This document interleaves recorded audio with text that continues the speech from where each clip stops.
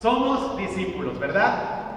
Frecuentemente, incluso alguien puede decir los que son discípulos o los discípulos de la iglesia. ¿Por qué hablamos de esta palabra? ¿Por qué decimos discípulos? En vez de decir miembros o creyentes o cristianos. ¿Por qué discípulos? Ese es el propósito del tema de este día. Mateo 28 evoca justamente el porqué de esta palabra. En los labios de Jesús dijo, antes de partir con Dios, Jesús se acercó a ellos. ¿A quiénes ellos? A los seguidores de Jesús. Y les dijo, Dios me ha dado toda autoridad en el cielo y en la tierra. Vayan pues a las gentes de todas las naciones y háganlas mis discípulos. Bautícenlas en el nombre del Padre, del Hijo y del Espíritu Santo y enséñenles a obedecer todo lo que les he mandado a ustedes. Por mi parte, yo estaré con ustedes todos los días hasta el fin del mundo. Palabras de Jesús antes de partir con el Padre. Últimas palabras de Jesús a sus discípulos. Les deja un encargo, una misión. Y esa misión es clara. Hagan de las gentes de todo el mundo mis discípulos. La Biblia dice que Jesús nunca mencionó una palabra en vano. Cada cosa que él decía estaba bien dicha y tenía un significado muy profundo. Entonces, su propósito no era hacer simpatizantes a miembros de una religión, sino a ser discípulos. ¿Cuál es la meta para alcanzar o cuál sería el propósito para esos discípulos de Jesús? Hacer discípulos. ¿Cuál es la meta? Hemos hablado también acerca del bautismo como ese paso importante para la salvación. Y ustedes han visto que mes tras mes personas responden a ese mensaje y se bautizan. Pero algunos nos han criticado. ¿Por qué bautizan después de tanto tiempo? ¿Por qué tienen que darle tantos estudios? Porque Jesús fue muy claro. Y Él dijo, no puedes bautizar a quien sea, sino a discípulos. Es nuestro deber hacer discípulos. Es decir, que cada persona no solo tenga fe en Jesús, no solo crea que Dios existe, no solo tenga la disposición de ir a algunas reuniones de la iglesia, sino que sepa qué es o quién es Jesús y tome la decisión de ser como Jesús, ser un seguidor de Jesús. Cuando Él haya tomado esa decisión, plenamente convencido y en el entendido de lo que significa ser un discípulo, entonces podrá bautizarse. No antes, sino solo así. Ese es el mandato de Jesús. Ahora, ¿tienen alguna duda de eso? ¿Verdad que es claro? Sí. Sean discípulos. Después de que es claro para todos nosotros que el propósito es ser discípulos de Cristo, tenemos que distinguir qué es un discípulo y qué es un creyente. Hay algunas diferencias. Un creyente tiene una religión, pero un discípulo es eso, no tiene religión, es un discípulo. Un creyente va a la iglesia, un discípulo entiende, es la iglesia. Porque Jesús, Él se vuelve un templo en el cual Jesús habita. Un creyente pide milagros, el discípulo obra milagros. El creyente espera panes y peces, el discípulo es un pescador. El creyente necesita que lo animen, pero el discípulo anima a los demás. El creyente reclama y critica, el discípulo coopera y participa. El creyente pide y exige, el discípulo da y colabora. El creyente mide el tiempo, ya va a terminar. el discípulo disfruta el tiempo. Amén. Si la meta entonces es ser discípulos de Jesús, ¿cómo ser más como Jesús? Hoy quiero hablar a los miembros de la iglesia. Si tú te consideras un discípulo, esto te va a ayudar aún más. Pero si tú quieres saber qué significa ser un discípulo, para empezar, es el único camino para llegar a Dios, ser un discípulo. Pero vamos a ver alguna característica, yo diría la más importante de un discípulo. Matías la mencionó hace ratito. Hoy vamos a ver esa característica. Este es el pasaje en el que nos vamos a centrar ahora, Juan 13, del 31 al 35. Dice así: después que Judas hubo salido, Jesús dijo: ahora se muestra la gloria del Hijo del Hombre, y la gloria de Dios se muestra en él. Y si el Hijo del Hombre muestra la gloria de Dios, también Dios mostrará la gloria de él, y lo hará pronto.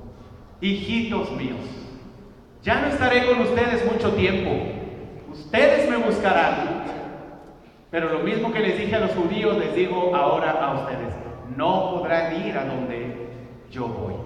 Les doy este mandamiento nuevo: que se amen los unos a los otros, así como yo los amo a ustedes.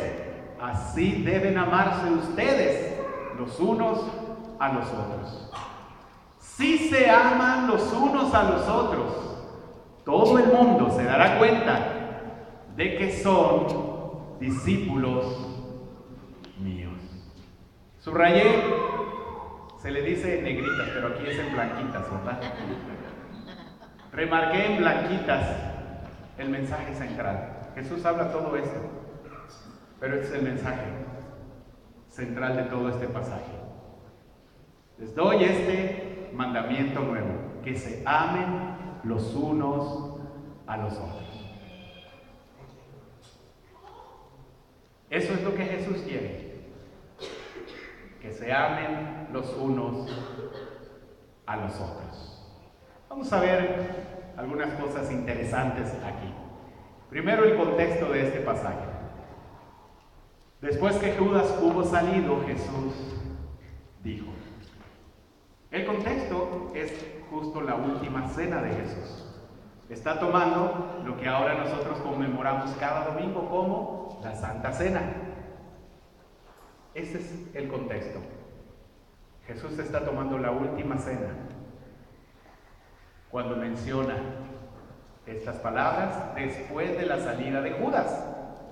Dice: les pido que se amen los unos a los otros, así como yo los he amado a ustedes, incluyendo a Judas también, el traidor, el que le dio la espalda a Jesús, aún fue amado por Jesús hasta el último momento. El llamado entonces para todos también: si vamos a amar como Jesús, ¿a quienes debemos considerar entonces entre nuestra lista de personas que vamos a amar? Si tienes algún traidor por ahí, también a él debes amarlo. Si tienes algún enemigo, también a él debes amarlo. Jesús se dirige a los discípulos con una frase muy familiar para nosotros: hijitos míos. Viene de este vocablo griego, teknos, que evoca una relación de alguien hacia personas que todavía no han alcanzado la madurez plena. Por eso les dice hijitos míos. ¿Recuerdan ustedes cuando eran pequeños, los que son de mi edad o más? ¿Cómo les decía su papá o su mamá? Hijito, hijita. Porque éramos pequeños, ¿verdad? Yo recuerdo que mi mamá, todavía de más grandecito, cuando utilizaba la palabra hijito conmigo, es porque no había entendido algo. A ver, hijito, papacito, te estoy hablando, ¿no? Porque comprende que no tenemos la suficiente madurez para tomar decisiones importantes o para hacer cambios en nuestras vidas. Jesús se dirige a los discípulos con esa frase: todavía no están alcanzando la madurez, hijitos míos. Déjenme les reparto, les repito o les enseño un mandamiento nuevo. ¿Cuántas veces tenemos que ser recordados de este mandamiento? Si viniera Jesús, te recordaría este mandamiento como decir, a ver, hijito, ¿de qué hablamos? ¿Tienes problemas con fulanito de tal? ¿Todavía tienes resentimientos? Hijito, te voy a recordar un mandamiento nuevo, ¿verdad? Ayúdame, Vicky, porque esta cosa no quiere. Luego Jesús les dice, ya no estaré con ustedes mucho tiempo. Me voy a ir y a donde me voy ustedes no van a poder ir. No van a poder acompañarme. En otras versiones dice, ya no me verán. No podrán verme más. Antes de darles el mandamiento nuevo. Pero ¿cuál es el mensaje principal? ¿El que Jesús no estará con ellos o el mandamiento? El mandamiento, aunque antes les dice, yo ya no estaré con ustedes. Es interesante la respuesta de los discípulos. Miren, después de que les dice esto Jesús, Pedro dice a Jesús, le preguntó a Jesús, Señor, ¿a dónde vas? Jesús le responde, a donde yo voy no puedes seguirme ahora, pero me seguirás después. Les dijo a todos los judíos, yo me voy a ir y ustedes no me van a poder seguir. No podrán hacerlo. Porque no todos los judíos habían tomado la decisión de ser discípulos de Cristo. Entonces les dice, yo me voy, pero ustedes no me podrán seguir. Pero a los que tomaron la decisión de ser discípulos, dice, ahora, en este momento, no me seguirán. Pero después podrán seguirme. El día de ayer platicaba con mi familia. Vi a un padre yo pienso que era su hija, una chica como de 13 años, una muchachita. Y iban en una motocicleta metidos en el traficado. Yo dije, y si algo pasa con esta motocicleta, se cae, se derrapa, le pega un carro, qué tragedia. Porque alguien puede morir. El mayor, el señor o la hija de 13 años. Y esto me trajo un pensamiento. Ya ven que a veces pasa eso, que un pensamiento te lleva a otro y a otro. Me llevó al pensamiento de, ¿y si yo muriera ahora? Y pensé, bueno, ya tengo 47 años. Yo me siento joven todavía. Pero si muriera, ya he vivido 47 años. ¡Qué increíble! Dios me ha dado 47 años de vida. Estoy a punto de cumplir 48. Ojalá llegue, ¿verdad? ¡Wow! 48 años de hacer, de deshacer, de recibir, de dar, de amar y de ser amado, de tener amigos, de fallar, de caerme, pero de volverme a levantar. ¡Qué padre! Sentí una profunda gratitud por Dios de los 47 años que me ha dado vida. ¿Y saben por qué? No sentí ni miedo ni nada de eso. Porque yo sé que todo no acaba aquí. Sí, puedo morir, pero después seguiré a Jesús en algún lugar. Qué increíble es poder tener una visión a futuro. Jesús les dice, les doy este mandamiento nuevo, pero como les decía, Pedro pregunta, Señor, ¿a dónde vas? Jesús le responde y le vuelve a decir Pedro en el versículo 37, Señor, ¿por qué no puedo seguirte ahora? También en el capítulo 14, después de esta respuesta de Pedro, Jesús les dice, no se angustien ustedes. No se angustien, ¿por qué los veo tan preocupados? En el versículo 3 dice, después de irme y de prepararles un lugar, vendré otra vez para llevarlos conmigo, para que ustedes estén en el mismo lugar donde yo voy a estar. Ustedes saben el camino que lleva a donde yo voy. Tomás le dijo a Jesús, Señor, no sabemos a dónde vas. ¿Cómo vamos a saber el camino? ¿En qué se centra esta preocupación de los discípulos? ¿En qué se centra? ¿Lo percibieron ustedes ahí? ¿Por qué están preocupados los discípulos? Porque ya se va Jesús. Están preocupados de quedarse solos. Están preocupados porque no saben el camino a donde va Jesús. ¿Y cómo vamos a saber llegar? y se les olvidó cuál es el mandato principal. ¿Cuál es? Que se amen los unos a los otros. Estaban más preocupados. ¿Por qué va a pasar con nosotros ahora que no esté Jesús? Que por obedecer el mandamiento. Ámense los unos a los otros. ¿Qué te preocupa hoy? ¿El dinero? ¿La renta? ¿O cumplir este mandamiento? Ámense los unos a los otros. Así como yo los amo a ustedes, así deben amarse ustedes los unos a los otros. Jesús establece aquí un nivel todavía más alto acerca del amor. Pone la base del cristianismo, la base de ser un discípulo, ¿cuál es? Amarse los unos a los otros, ¿verdad? Sobre esa base construimos una vida de discípulos. Pero pone una expectativa también. Así deben amarse como yo los amo a ustedes, en el mismo nivel. Romanos 15:7 dice así, pues acéptense los unos a los otros, como también Cristo los aceptó a ustedes, para gloria de Dios. ¿Cómo es que Cristo nos aceptó a nosotros? ¿Recuerdan ustedes? ¿Cómo fue? Cuando éramos pecadores, bueno, todo eso, todavía seguimos siendo y nos aceptan. Pero ¿cuál es la base de la aceptación de Cristo? Su sacrificio a través de la cruz, es correcto. A través de su sacrificio, sacrificó su vida por nosotros y de esa forma nos aceptó, dando lo máximo. La aceptación, basados en el sacrificio de Jesús, dando lo mejor, es lo que nos va a llevar a amarnos. Aceptación, por un lado, y también 1 Pedro 4:8 dice, haya sobre todo mucho amor entre ustedes, porque el amor perdona muchos pecados. Aceptación, amor y perdón.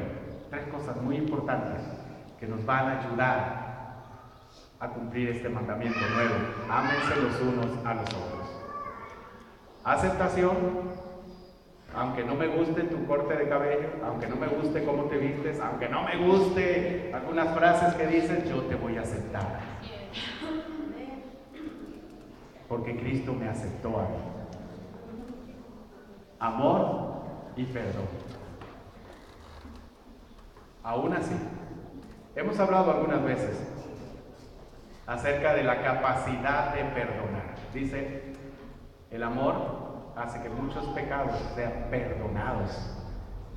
Cuando te ofenden, te dañan, te lastiman, la forma como tú puedes arreglar esa situación y cumplir el mandamiento es perdonando, pero también pidiendo perdón. El orgullo no nos ayuda a pedir perdón cuando nosotros lastimamos. Con o sin intención, el perdón ofrece un camino de ayuda para amarnos los unos a los otros. ¿Estás dispuesto a vivir este mandamiento nuevo? ¿Amén? No les soy muy animados. ¿Estás dispuesto a vivir este mandamiento nuevo? ¿En serio? Es la única forma como podemos llegar al Padre.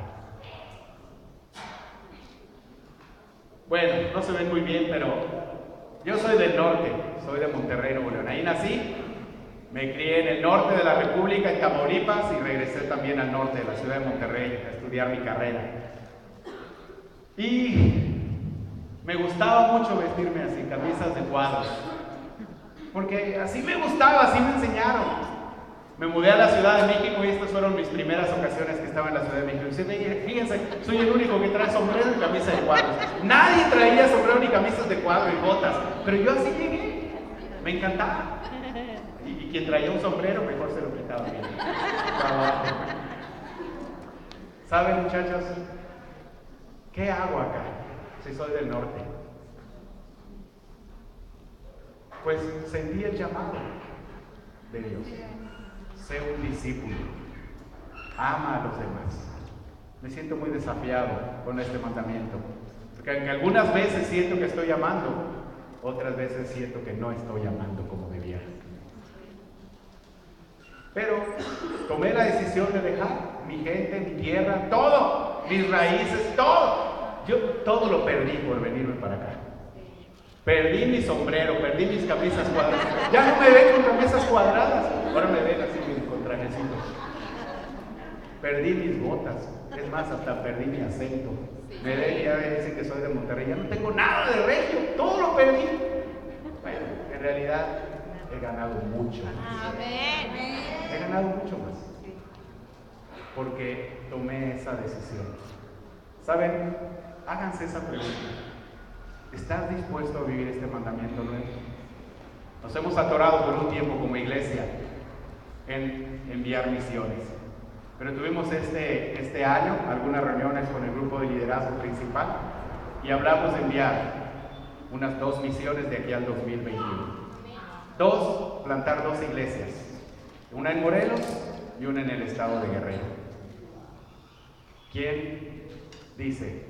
Yo me anoto. Para dejar mi casa, dejar mi camisa, no, porque no usa mi padre, su otra camisa, dejar su lenguaje, tal vez, y agarrar un lenguaje más guerrerense. ¿Quién lo haría? Dejar el mejor clima del mundo, ¿verdad? El agua. ¿Quién levantaría la mano y dijera yo? Necesitamos, cada equipo misionero por lo menos debe tener 6 miembros, u 8 o 10. O sea que necesitamos de 15 a 20 discípulos que digan, yo estoy dispuesto a dejar todo para irme. Y necesitamos prepararlos también, porque van a ir a conquistar a la gente de esos lugares. Eso significa ser un discípulo de Cristo.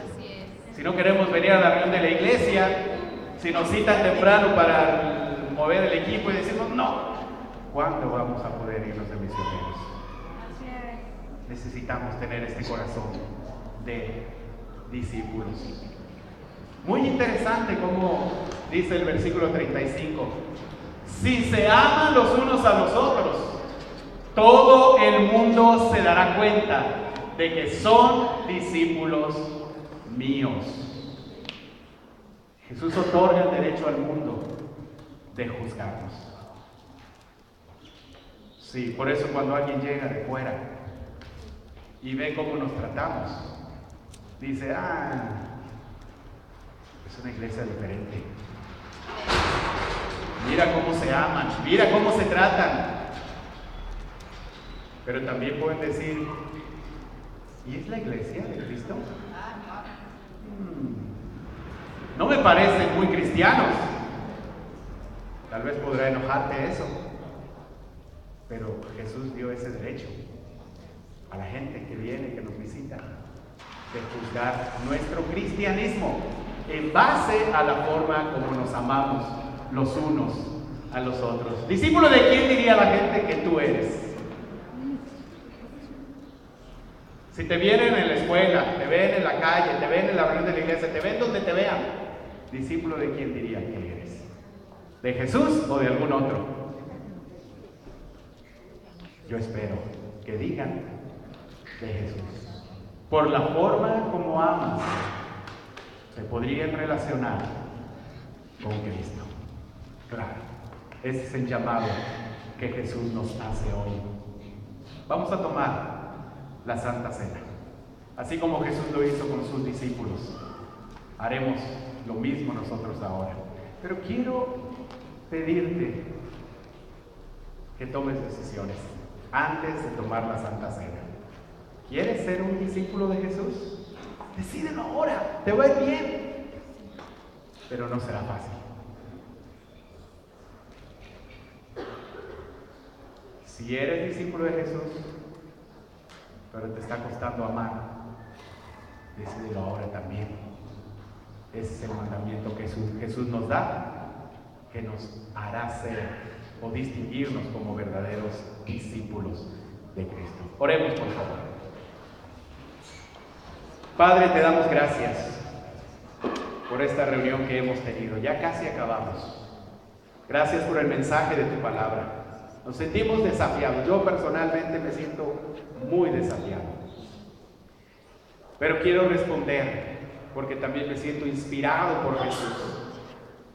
Y ese llamado que Él nos hace es el mismo llamado que hizo a los discípulos cuando tomó la última cena con ellos.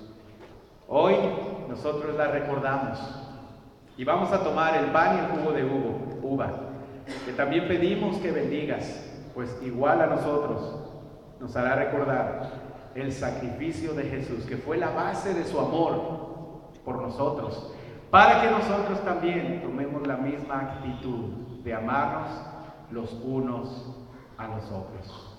Bendice, Señor, nuestro corazón y cámbialo para que seamos más como Jesús. Te lo pedimos en el nombre de nuestro Señor y Salvador Jesucristo. Amén.